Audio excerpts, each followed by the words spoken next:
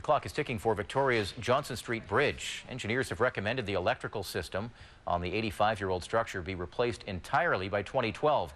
And that issue was highlighted yesterday, as we showed you here on A News, when it was hit by a power failure just as the road portion of the bridge was being raised. Crews managed to lower the span using a backup generator.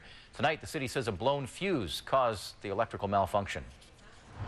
City crews are working with BC Hydro to determine exactly what caused a power failure on the Johnson Street Bridge. The electrical malfunction occurred Tuesday afternoon, just as the road portion of the bridge was in the process of being raised. We understand that it was a fuse in the BC Hydro vault. BC Hydro crews did attend yesterday afternoon and replaced that fuse.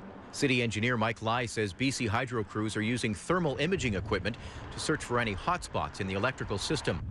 Based on a 2009 condition assessment, engineers recommended the bridge's electrical system be replaced entirely by 2012. To replace an entire electrical system that's close to $2 million is not something that is routine. I mean, there's a point in routine maintenance where it no longer becomes routine maintenance. Over the next several months, City Council is spending more than $800,000 looking at the costs associated with refurbishing the 85-year-old structure versus replacing it altogether.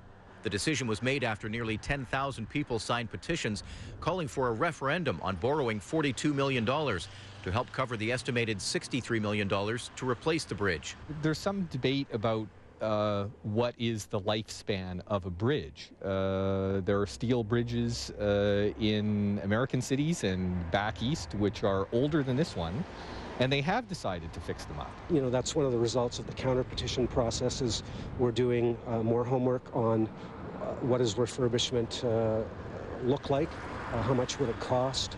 Revised cost estimates are currently being developed as part of the additional work requested by council. The city says it plans to engage the public after receiving more information from engineers. We did much more thorough homework on the replacement option because that was the better choice in council's estimation. If City Council settles on the refurbishment option, it will have to reapply for federal funding to cover 1/3 of the cost of the Blue Bridge project.